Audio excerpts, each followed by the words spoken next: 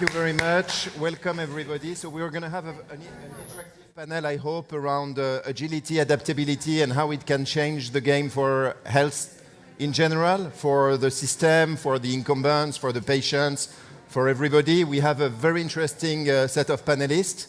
So we have Efrat from Air Doctor, a Series A startup. So I would say at the beginning of this chain of transformation. We have Raphael from Telemedi, probably more advanced company, 7 years in business. And we have George from Sanitas, so the incumbent player here. I think we'll have a lot of debate.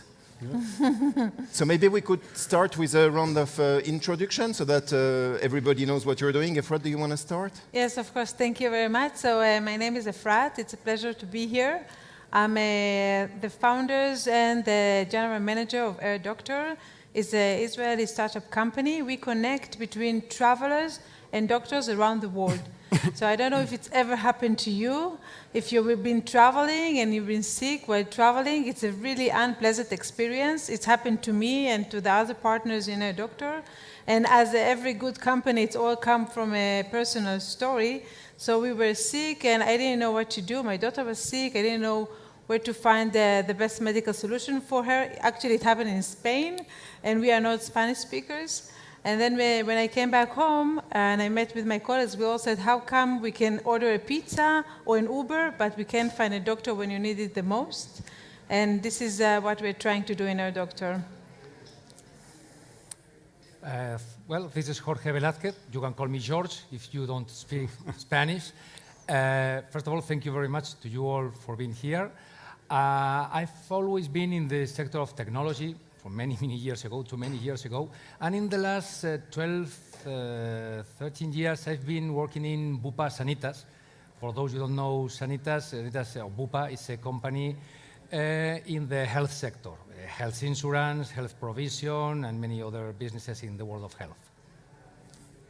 Thank you. Hi, Rafael Rodriguez. I work for Telemedi. As you mentioned, Telemedi is a startup, already 7 years in the market. Originally from Poland, but right now we are developing activities all around the world. I've been into the insurance industry for the last already almost 15 years, which is quite a lot of time.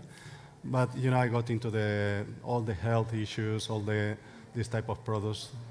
Like 5 years ago, before I was working for life products, personal accident, direct marketing, so quite wide experience in that sense.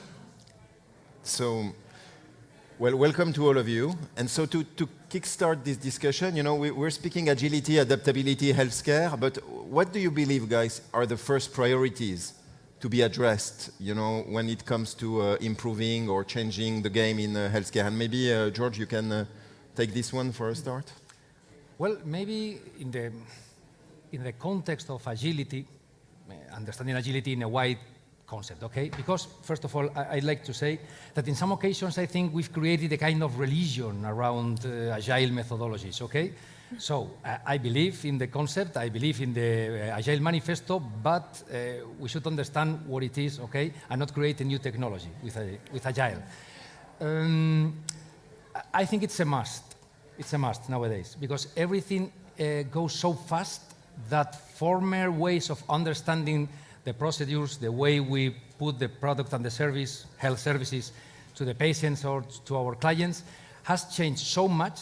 Technologies, science, medical science, well, anything related with health changes so fast that it's impossible to be the first one giving value to the client without understanding what Agile means and how to implement it in your organizations to be sure that you are able to be the first in giving the best service to your patients. So it's a must.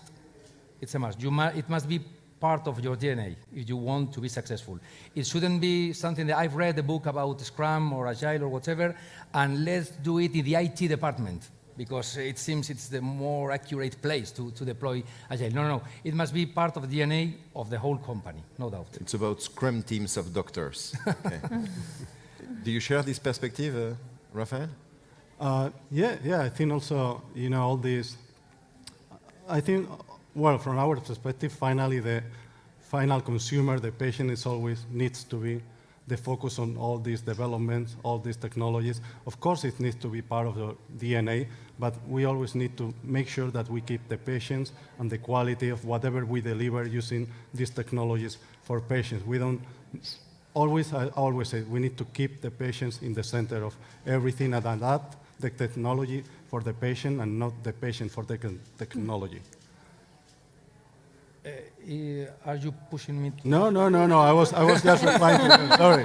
No, of course, no. No, I will never do this with Sanitas. No. Well, in fact, we have. Sorry. It's please go on. becoming personal. We, and when I say we, I mean we all, Yeah. in this context, we have the responsibility not only to take care of our clients, of course, and to adapt our businesses, our procedures, our way of doing things to their needs, of course, but we also have the responsibility to make push to that society and to that consumers, and to make them evolve to a new way of doing things. In fact, we do as a society. We consume, I don't know, banking in such a different way as we did 10 years ago. So we should do exactly the same with health. Well, she said in the introduction. Exactly. If we are consuming things everywhere at any time, why health or physicians cannot be everywhere at any time? So it's our responsibility not only to listen to their needs, but also to push the way we do things and give a new way of providing health to the society. One of the insurance companies I was working with, he told me that it's the moral obligation of the insurance companies to provide solutions, agile solution and a digital solution to the customers, especially today after the pandemic, that everything, in the 18 months of the pandemic, everything became really digital. And now it's the more obligation of the startup companies and the legacy companies to become much more agile and to provide new solution, innovative solution. And I was working for Intel for 10 years, so I know it's really hard to be agile in a big company, and it's much easier to do it in a small company, in a startup company. But I think it's really important to have both companies. Okay. Something wrong? Both the big companies and the small companies know how to work together in the agile world. Yeah, fully agree. And what do you think the priority should be? Because I heard here, we need to push to the client satisfaction, patient satisfaction. But is healthcare something we consume? Who should be, the first priority in terms of transforming the system and delivering agile services? Is it the patient? Is it the system? Is it the provider? Is it the insurer, the payer? What do you think are the priority target of this agility and adaptability that need to happen? I think for sure it's the patient, because he the one that get the service. And one of the people in our company that doing the development, he said, what is the problem of a doctor? Is the customers, because he is developing something and then people are starting to use it, doing differently. So we will always need to focus on the customer, what he is looking for, how we can serve him the best, and then all the rest will follow. I think in that sense also, we as companies, we need to make sure that we deliver intuitive solutions and platforms which are quite easy to learn, easy to be used with our patients. And also in some points, for telemedicine in that case, doctors, we need to teach them how to feel comfortable using telemedicine, some webinars, training. These are small things that might help them quite a lot in order to manage, to lead the conversation with patients. Because at the end, patients as well, we need to, and it's somehow about education as well, we need to manage their expectations, what it can be solved via telemedicine, what is not possible to solve using telemedicine or this remote. And you're absolutely right when you say that I see our customers, both the patients and the doctors, because the doctors also need to use the app to communicate with the traveler, to give him the prescription, to give him the appointment. So yes, of course, it's both ends. And how does it make you react to hear a lot of startuppers speaking that the main target of the service cannot be the incumbent, but their customer?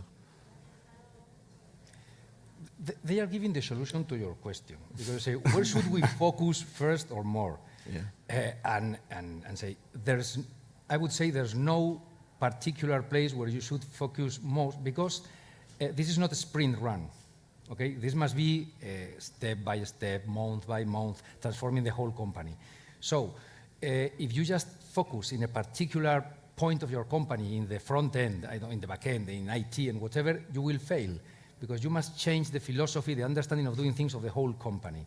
And I think that it depends on the sector. I mean the health sector, but maybe in other sectors it should be in a different way. And it depends in how old the company is. So how many years has that company been creating 20th century procedures, let's say, okay? And that means how much will it take that company to adapt to the 21st century? And how many people do you have to adapt, okay? So it depends on each company, the answer to your question.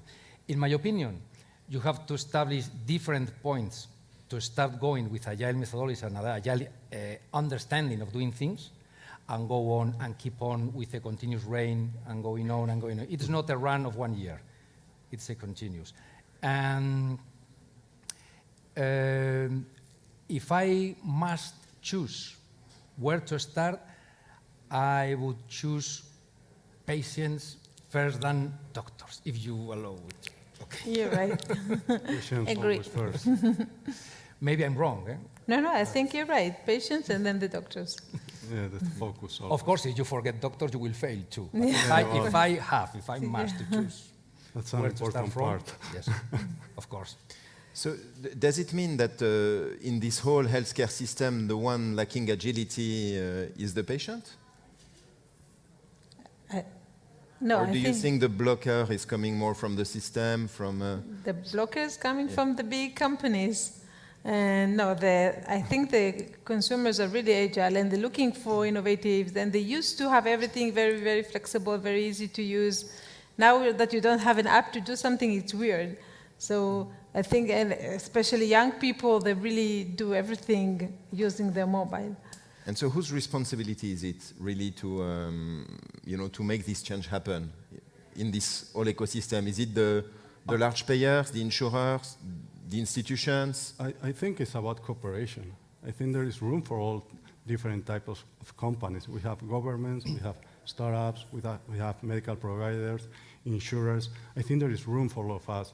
The important thing sometimes is we need to share knowledge, experience, and what failed, what was successful, and then we are going to be to create the perfect ecosystem to develop new solutions to approach the market and to create I would say, the perfect ecosystem to provide accessible healthcare for the most and not for the few, which at the end of the day, in my opinion, should be always the driving force for all of our efforts. Yes. I can give an example. So, for example, we're working with big insurance companies. And when we start working, we understood that we come with a solution, but they need to take risks. And it's hard for them to take risks. And there was a gap between the insurance companies that really want to introduce new innovative ideas. And so the innovation is pushing to do that. But for the other hand, the claims and others are really don't know what to do and how to deal with the risks. So what we came up with the solution is the bridge, and we created a mechanism for them to still have the control, but for the customer not to feel that. So the customer can use our platform, book the appointment, do whatever they want, but for the back end, the insurance companies still have the way to control and not feeling that they like losing control and they're taking a lot of risks.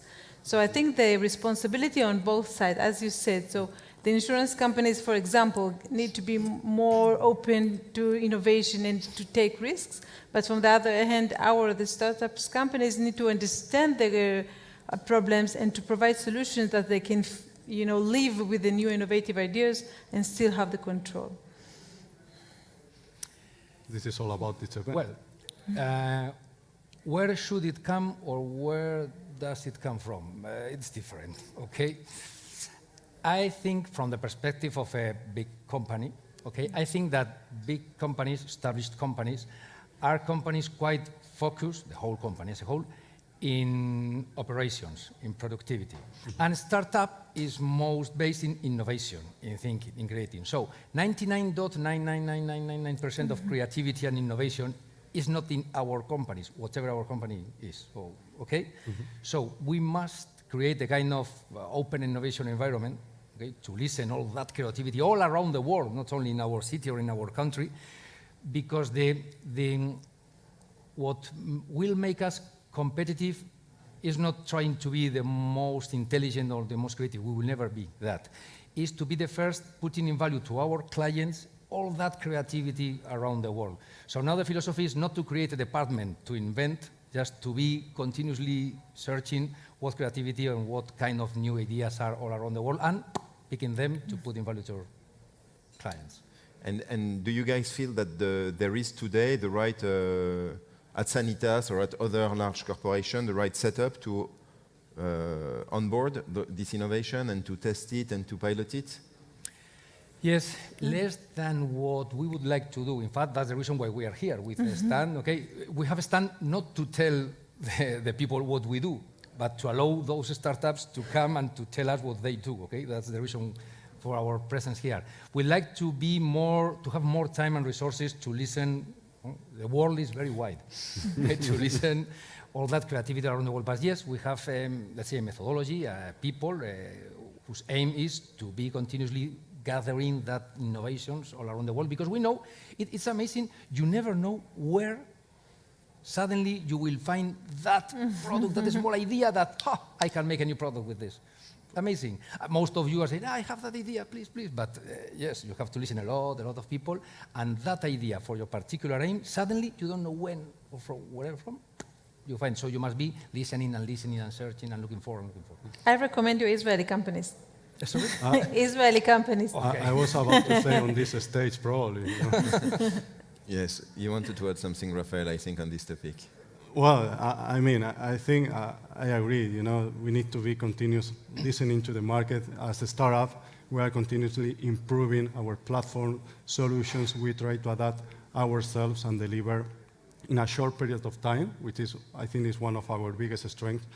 The resources, the solutions, and deliver, you know, everything that is in our hands in order to make big companies' life easier, to collaborate with them, find ways to cooperate, which Right. at the end of the day, is my view. You know, cooperation is going to be the engine moving us forward. Yes, sorry. No. Go on. I think it's not easy. It's difficult for a big, old company to learn how to deal with startups. Okay, you have the tradition of deal providers as a provider, no? A contract and a provider, and that's not the way. Okay, that's not the way you can deal with a startup. So it's something that all companies should learn how to do. No? We work in health. Maybe we are not the company to invest in a startup, but we have hospitals, we have patients, we have information a startup could use to create a good product, okay, that could be sold in the market, and we could take advantage of it if we have. So there are ways of collaboration more than money and contracting. So I think that all companies should learn how to deal with startups, how to help startups in an open way, and take advantage of that help, of course. And I think it's the startup company's responsibility as well to learn how to work with the big company. What are the barriers and how to work with them. And as I said, for me, working for Intel and then working for a startup, I can understand both ends, and it's make it easier because it's not only the big company's responsibility, it's also the startup company's responsibility. Sometimes it's like an elephant dancing with a rabbit, you know. It's a little bit difficult, but if you manage how to do that, it will work. Who's the rabbit and who's the elephant? Well, it's very clear. And so do you have some concrete example of what does it take on the day-to-day to create this agility within your organization or in the way you cooperate with others? Yes, so for example, we wanted to start to work with one of the biggest insurance companies in the world. And we knew that in order to do that, we really need to understand their needs and to come up with our solution and not vice versa. Not to say, this is the pitch, this is our product, please go ahead and use it. We did it vice versa. We understood what are the problems, and then we developed like a little bit of a change in our product so they can start the pilot really, really fast and then move for the full production. And really, we managed to start the pilot within 4 months, which was really, really impressive. So it can be done. It's a good example of something that can be done. Well, a particular experience. Yeah, well, first of all, now I will tell you what we do in Sanitas and how we deal with startups, okay? But first of all, I don't know why, but in general, when a startup comes to us with idea, it's quite a closed product. I mean, that product cannot interact and collaborate with other products to create a big global product. I don't know why, but most people come with a quite closed product instead of a service or something you can use and integrate with other parts of your portfolio. So that's an idea I launched to the audience, okay? Then, before the marvelous COVID, okay, in Sanitas 3 years ago, or 2 years and a half ago, in something like that called Healthio, it happened in Barcelona, okay? We created a very, very big stand with a lot of stages. We invited all the startups we were collaborating with in different stages to be with us. And there appeared the name of all the startups, what part of our product and services they develop with us. We don't care if our competitors come to the stand and learn from them. It's open innovation. Okay? So that's the way we understand innovation, to create a kind of ecosystem of people working with us in different places and show it to the world. Okay? Maybe with a parallel collaboration with our competitors, that startup could create a bigger and biggest product. And as I said before, we don't care because our competitive capacity is in being the first ones in putting that in value for the client, and being an agile company to be able of doing that, not of creating something secret in our... That's amazing, amazing approach. Because it's a win-win for everyone. It's a win for you, it's a win for the startup, and then a win for the customer. There's no other way to do things. If you think you have a marvelous idea, at the same time, someone in Japan, in Frankfurt, in South Africa, is having exactly the same idea and starting to develop it. So don't try to close your marvelous idea into a fence, because you will fail. So open it to the world. Yeah, well, I think it's important also sometimes at the beginning of the negotiations, a discovery phase where you understand your client needs, they understand your product, so you somehow align, you know, what is the original request to what you can deliver finally. In that sense, if you are able to align both things, you can be somehow sure, as you say, it's not a close idea. There are still some holes to make sure that you collaborate in a proper way with a big company. As I say, we as a startup, we do that. Sometimes for me it's difficult to refer ourselves as a startup after 7 years, okay? But you know, I also say we need to have a discovery phase where, in our case, our platform, where we can adapt our platform to our customer need. It's plug and play, whatever, but we need to make sure that we deliver what they are expecting from us. You know, that's the key element as well. Well, being a startup is a mindset, it's not a Yeah, well, matter of yeah. gears. Yeah. No. It's a good mindset. Yeah.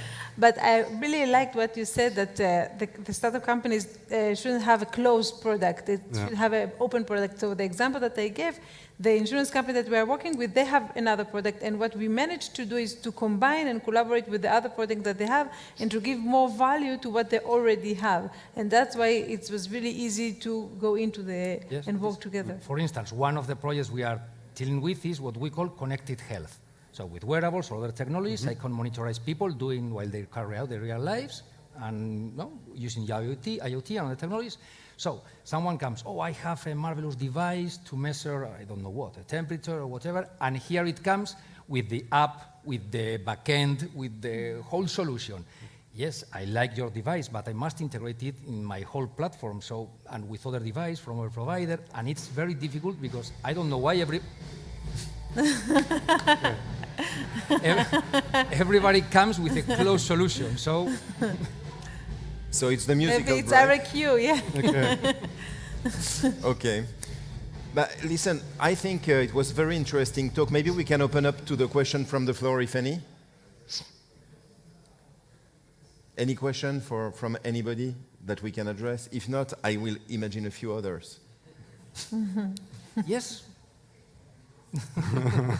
No, so go on. To be honest, I found that very fascinating. But from the beginning, we spoke a lot about, product, connectivity, opening up organizations, etc. But we said that the focus is the patient, but we never stated what exactly we believe need to happen, to his experience, the patient. We even call him the customer. I'm not sure that doctors would love this way to call the patient. But in your opinion, what needs to happen to really improve incrementally, the value that is delivered to those patients? Within your organization, within what you do, is there or within what you see in your ecosystem, what needs to change? What should be the priority of the innovators in healthcare, and where should they put their energy in agility? Well, in my opinion, two very difficult challenges. First, a company should be in such a way that first the company goes, understand the need of the client, and then with that need, with that problem, with that aim, create the structure of the company in order to provide solution for that need. That's very difficult if you have a created structure, if you're a big company. So to be a company agile, and when I say agile, I mean that you can transform your procedures, your structure to create that product as Netflix, Amazon, all those companies do, okay? It's a very difficult challenge, but it's one of them. And then is another question is, well, I've said go to the client, the patient, and find the needs. But the other point is, what should I give them? But George, I will ask you, we have 2 more minutes, so let's try to be focused. And I'll make the question even simpler. Is it fixing the access to healthcare? Is it fixing the expertise of the doctor?